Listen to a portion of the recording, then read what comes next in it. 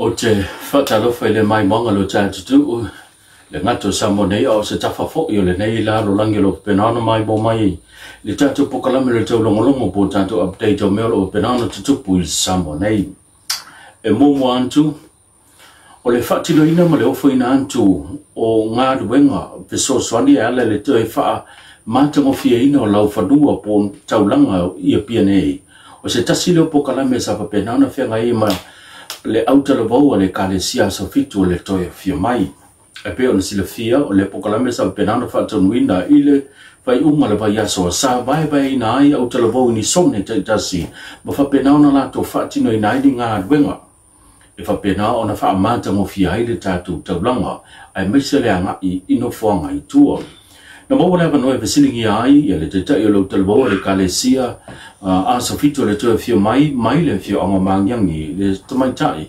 ia fia so tamali i unga po. Taila mal whafsili o tausanga lava i le pokalame le kalesia a sa fitu o le toia fia mai e whapitoa lava le mo au talavau i le lalolangi o ta wele o le Klopo Youth Day o le asosfuru ono la o le masina nei o mati ia e whamanatu ai ai tausanga ia le foi vaenga ta o le sao o au talavau i le community. O le tausanga lana nei, o lona autu, o le show up in the cities, po le whainoa atu lea i le taulanga. E whaatino ai la ia por kalame, pule ala talavau pule ala to por kalame, e whaatino e fua i le autu, o le tausanga me le tausanga. E taila ona ne tausanga o whataua ia tatono tato taulanga. Ia o lea lana e aia se tō whafo i le pulenga o le autalavau. Ia e whaia ia se ngaruenga fo i le whaamama,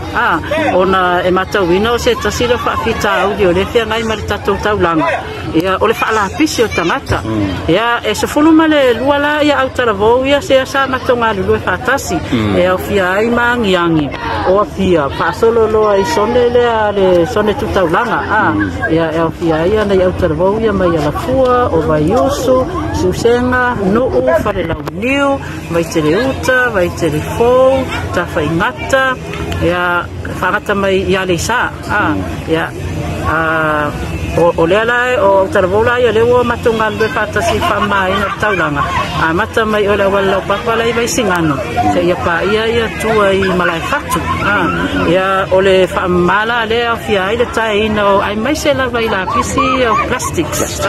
ia mala pisi fo ia whaala pisi e tangata mo le mato au taravau lai maangiangi ia o le mato te tu whatasi malimtanga lue ngal whanau le children ministry o le lana au mai ei whanau la iti e mai le ono i le se fulu tausanga, fulu tausanga e ngā lulue la lātou i te tono e tatou Friendship Park ia lātou te taima piki ina ia o taota ia le au talavau ia le sa ngā lulue mai amata mai la walau papa le muri bai ia se whangata leitu le Central Bank ia sa lātou taina la nunga tarinadu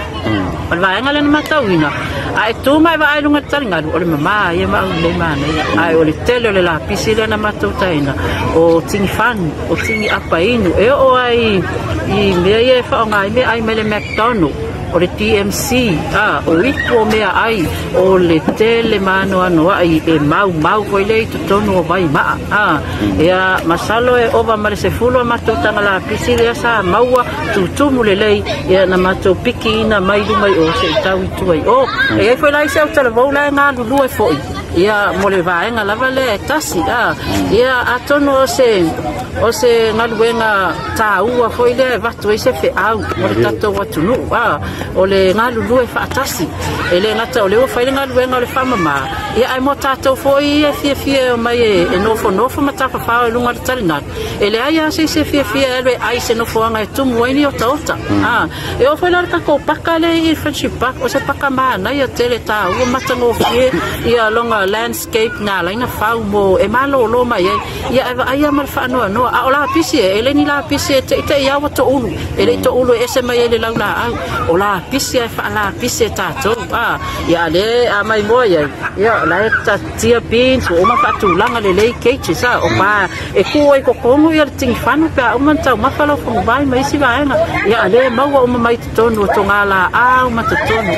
so ta ua ia le mele ia tatou ngalulue ia ma wa o e foi tatou whanau umana ai alu tu lau la pisi o le ile pin la ave tin panu tono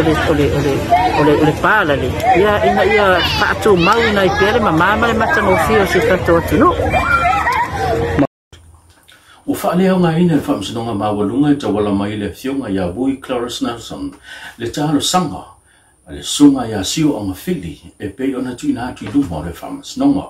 o le nimi ta upu sa whapenana whaulu atuai e sio anga fili o se tasi sa whapenana tuli lona whaasalanga i le to ese le whale pui pui lana su po se tali o lo whapena ona whaasanga lea anga i le mitanga luenga leo leo e tu saima le ovo le teipi sa whapenana ta fia i oia i tu tonu o le whale pui pui e pe ona sile fia le whatau sanga te luai sa whapena ona tuli na i le whaasalanga o lea fo i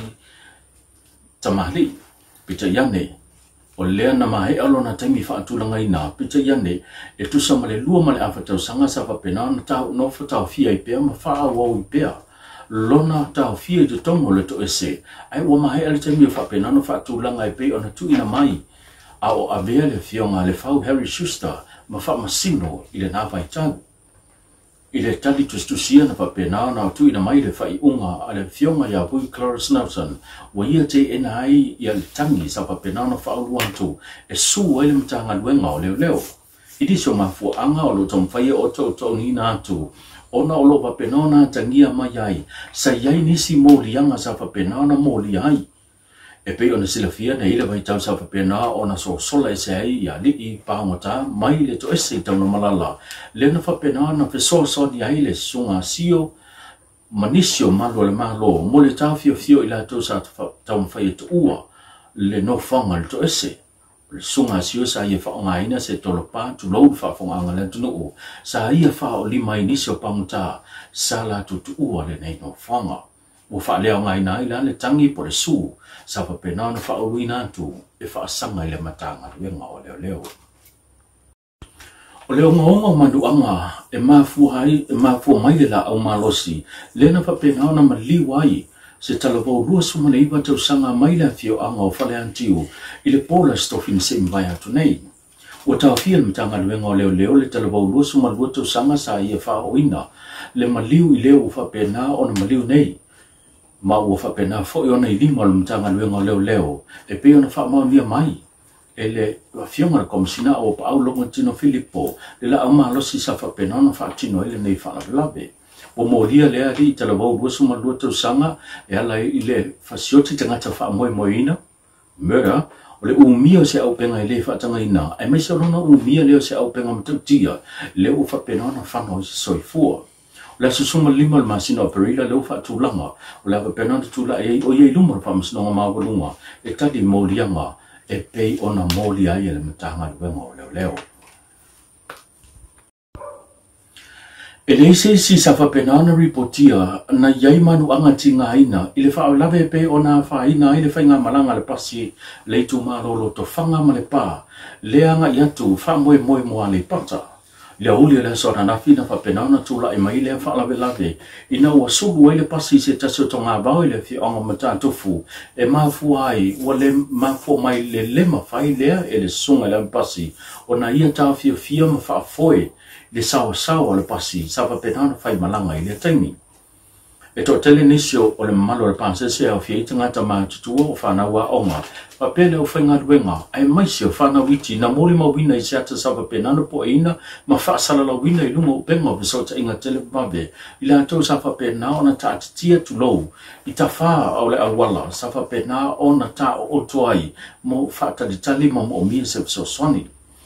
le reportia nisi sa fa penana la to moli ma wina o ta vale sa fa penana yaim na la to fa na tina tia tu ila to na na vivea ma manua ile fale mai fai tu malo ila manu fa pena na to fiti ma to te i tua o lo fa solo su nga mtanga be ngole le tu sai male nei fa la lave pite yani u fa mo wina ile se soifua o fa pena na mai ma wai male tatu tala muli e se fulu male valu tau sanga o se li tala wau fa pena na ta fi nei le mtanga be ngole leo e tu sai masana ngai ngoinga sa fa pena na ia ave fa nga pe ngau ai se ta vale ile a fio anga o pauta e pe ona sila fio le nei whaaro lave sa whapenana whaasalalawina I lungo penga ta whailangi le Facebook po le api o fōringa. Se ta wale lana mōmu le tu ainga o le ni san. Lea na whapenana to e